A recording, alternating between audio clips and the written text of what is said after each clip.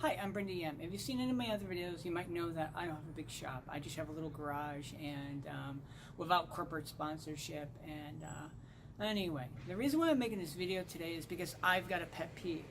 And my pet peeve involves hard drives. So this is a mechanical hard drive. You might have one in an old computer in your garage, or maybe you're still using one in a NAS because they're actually pretty inexpensive to use for large files.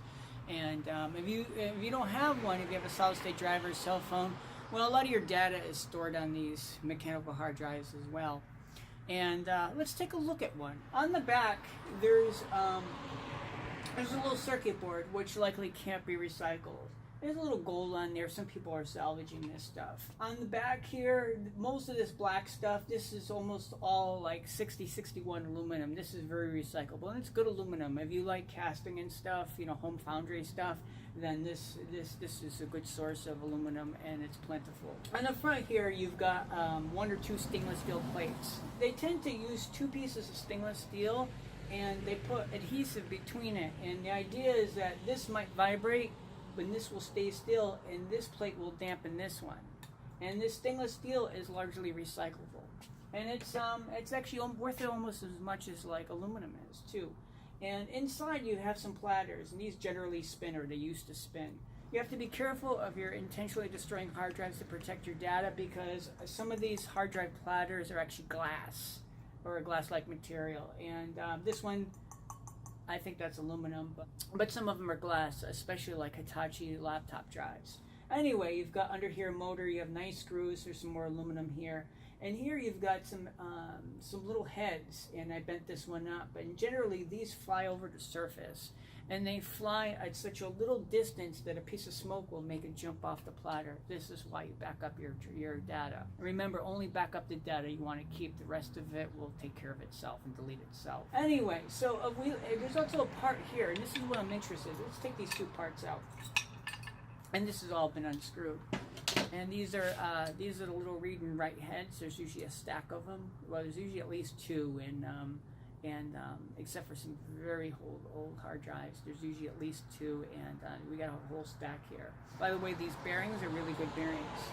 And so what we have here is we've got two metal plates, some spacers, and two magnets. Let's look at those magnets. So what you have is a magnet that's glued onto a metal plate. And if you want to play around with these magnets, first of all, you have to be careful, and you've got to really keep these away from children, because kids swallow these things.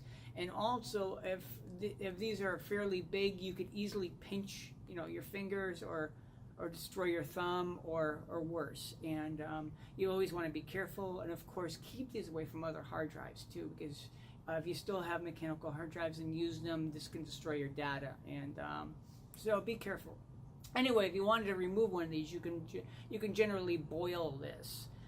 Maybe take a pan of water and put something like a few spoons inside to keep it off the bottom of the pan, drop it in and boil it, and then using pliers or vice grips to hold this, a lot of times you could slide these out without damaging them. What you end up with is one of these. This is a neodymium magnet, and what you're looking at is actually the nickel plating they put over the neodymium magnet to protect it. But inside here, most of this is a mixture of chemicals, and one of them which is neodymium. And that's why I'm making the video. You see, the problem is here in the United States, there's hardly any of this stuff.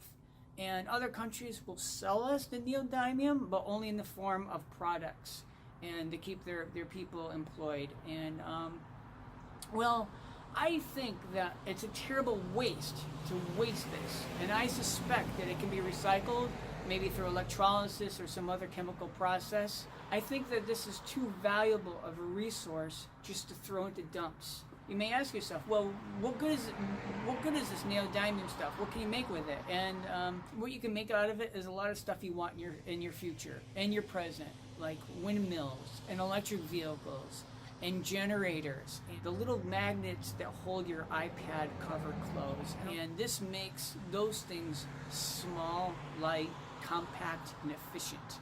And as you know, these magnets are really strong, and I think we should do something to stockpile this. Problem is, that we have hardly any neodymium naturally in the United States. And we're doing nothing to recycle it, nothing to stockpile it. I'm not even aware of any place that does recycle it at all. And we're taking this rare earth material, and it might not be rare earth like diamonds or rubies or something, but it's rare earth like unlike iron. And you know, we got plenty of iron and nickel, we're going to be okay. And basically it's dirt, you know, and but this stuff, there's not that much of it, and there's hardly any in the United States. They think there might be some in Texas somewhere, especially with the advent of solid state drives, that we're going to be throwing out this stuff more than ever. And especially with big drives and big data centers, once again, we're going to be throwing out this stuff. And I say to you that we should be making plans to stockpile this. And because after a while, it all adds up. These are just mostly from my personal hard drives. You know, have died throughout the years, you know, and this isn't all of them.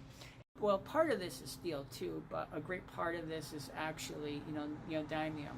So people could take these hard drives and sort them out, and then robots can take them apart and sort out most of the parts and use most of the parts. And I think this is going to be a bigger thing in the future. And the best term I could come up with it is demanufacturing. And I think one thing that will definitely help is to first design things to be made, to be taken apart. So, and you make choices with your dollars, say, so there's two products. Well, which one's more recyclable, you know? And you vote with your dollars or your rubles or whatever you have. You vote with your money. What companies and what products succeed? You know, do they need the glue in the screen on the phone? Do they need, do they have to glue in the batteries? Those kinds of decisions. Idea is that we can keep on having things. In the case of the hard drive, all this black stuff is aluminum, and it only takes 10% of the energy to recycle that aluminum than it does to make some new stuff. And that's not counting all the energy they have to, and effort and ugliness they have to do to go mining for, or do this huge, where they cut the top of a mountain off and mine it. That's pretty ugly. And so I think in the future we should be more efficient and recycle more stuff.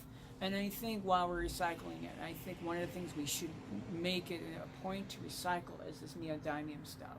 Thank you.